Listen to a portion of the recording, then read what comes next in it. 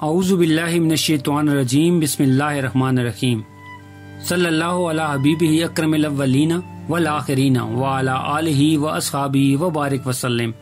لاکھوں کروڑوں درود پاک خاتم النبیین حضرت محمد مصطفیٰ صلی اللہ علیہ وآلہ وسلم پہ۔ گنبد خضرا کے چاہنے والوں کو وقاص احمد کی طرف سے السلام علیکم۔ خلیفہ ہارون رشید کی بیوی زبیدہ نے ایک خواب دیکھا جو بظاہر اچھا نہ تھا۔ زبیدہ بڑی زاہدہ، عابدہ اور نیک اللہ والی خاتون تھی۔ ایک عابدہ زاہدہ خاتون کے لیے ایسا خواب نظر آنا بڑا تکلیف دہ ہوتا تھا۔ چنانچہ جوں ہی یہ خواب دیکھا تو وہ سخت پریشان ہوئی اور اپنی خادمہ کو کہا کہ تم میرا نام لیے بغیر اس خواب کو اپنی طرف منسوب کر کے اس وقت کے معناز علامہ ابن سیرین رحمۃ اللہ علیہ سے اس کی تعبیر پوچھو۔ زبیدہ نے اپنا نام بتانے سے اس لیے منع کیا کہ نامعلوم اس خواب کی کیا تعبیر ہوگی جو اس کے لیے رسوائی کا سبب نہ بن جائے۔ خادمہ حکم کے مطابق علامہ ابن سیرین رحمۃ اللہ علیہ کے پاس جا پہنچی اور عرض کیا کہ حضرت میں نے اس قسم کا خواب دیکھا ہے، اس کی تعبیر کیا ہے وہ بتا دیں۔ علامہ ابن سیرین رحمۃ اللہ علیہ نے جب یہ خواب سنا تو فوراً فرمایا یہ تمہارا خواب نہیں ہو سکتا، ایسا خواب ہر کس و ناقص کو نہیں آتا، یہ تو کسی خوش نصیب شخص کا خواب ہے، پہلے سچ بتا کہ یہ خواب کس کا ہے، پھر میں تعبیر بتاؤں گا۔ خادمہ نے کہا کہ حضرت جس کا یہ خواب ہے اس نے نام بتانے سے منع کیا ہے۔ علامہ ابن سیرین رحمۃ اللہ علیہ نے فرمایا کہ پہلے اس سے اجازت لے لو ورنہ میں خواب کی تعبیر نہیں بتاؤں گا۔ خاتمہ زبیدہ کے پاس واپس آئی اور پوری بات نقل کی کہ ابن سیرین رحمۃ اللہ علیہ فرماتے ہیں کہ پہلے جس کا خواب ہے اس کا نام بتاؤ پھر تعبیر بتاؤں گا۔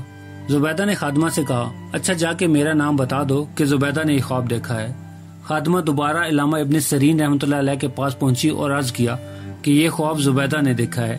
انہوں نے فرمایا میں نے پہلے ہی کہا تھا کوئی عام یہ خواب نہیں دیکھ سکتا، یہ کسی خوش قسمت کا خواب ہے، اور پھر یہ تعبیر بتائی کہ اللہ تعالیٰ ملکہ کے ہاتھ سے ایسا صدقہ جاریہ قائم فرما دیں گے جس سے رہتی دنیا تک لوگوں کو فائدہ پہنچے گا۔ خادمہ نے زبیدہ کو جا کے جب خواب کی تعبیر بتائی تو زبیدہ نے فوراً اللہ کا شکر ادا کیا کہ بظاہر تو خواب بڑا ہی عجیب تھا لیکن تعبیر بہت اچھی ہے۔ پھر چند سالوں کے بعد ہارون رشید نے جب حج پہ جانے کا ارادہ کیا تو ملکہ زبیدہ بھی ساتھ تھی۔ آج سے تقریباً 1200 سال پہلے ہارون رشید کے زمانے میں مکہ مکرمہ میں پانی کی بے حد تنگی تھی اور حاجیوں کو پانی کی دستیابی میں خاصی مشقت کا سامنا کرنا پڑتا تھا۔ جب ہارون رشید اور ملکہ مکہ مکرمہ پہنچے تو وہاں کے لوگوں نے ملکہ زبیدہ کے نرم دل ہونے کی وجہ سے ہارون رشید کے بجائے ملکہ زبیدہ سے درخواست کی کہ مکہ مکرمہ میں پانی کی بہت تکلیف ہے، اگر آپ مناسب سمجھیں تو یہاں بآسانی پانی ملنے کا کوئی انتظام کر دیں۔ ملکہ زبیدہ یہ بات سمجھ گئی کہ یہ بہت اہم جگہ ہے جہاں دوسرے ملکوں سے بھی لوگ آتے ہیں، ان کو پانی کی قلت کا سامنا ہے، لہٰذا ان کی یہ تکلیف کسی بھی طرح دور ہونی چاہیے۔ زبیدہ نے ہارون رشید سے پہلے اجازت چاہی جو کہ اس کو جلد ہی مل گئی۔ اس وقت اسلام شباب پہ تھا، کافر طاقتیں مسلمانوں کے زیر نگین تھی، مسلمان دنیا کے اندر غالب تھے اور ان کا ڈنکا بجتا تھا۔ اس وقت ہر فن کے بڑے بڑے ماہرین مسلمانوں کے اندر موجود تھے۔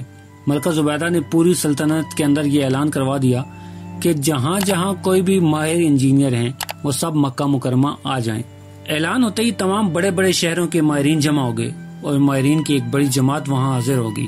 ملکہ زبیدہ نے ان سب کو بلا کے یہ کہا کہ مجھے مکہ مکرمہ کے کونے کونے اور گلی گلی میں پانی چاہیے، کیسے آئے گا اور کہاں سے آئے گا یہ تمہارا کام ہے۔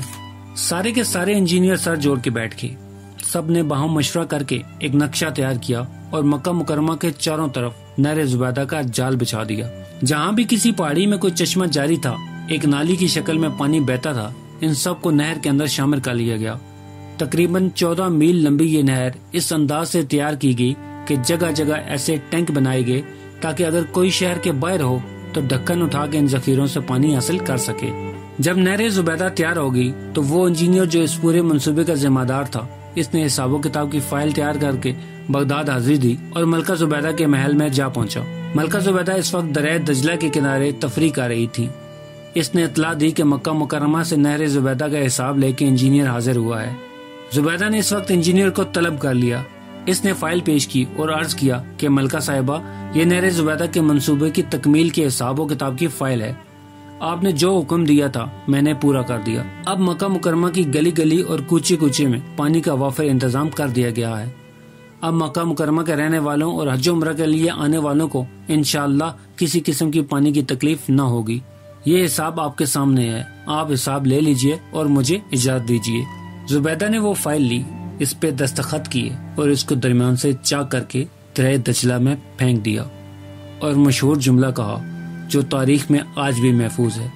وہ بولی، ہم نے آخرت کے حساب کے لیے اس کا حساب چھوڑ دیا ہے، اور کہا کہ اگر تمہاری طرف کوئی حساب نکلتا ہے تو لے لو، اور اگر تمہارا ہماری طرف کچھ نکلتا ہے تو ہم نے معاف کیا۔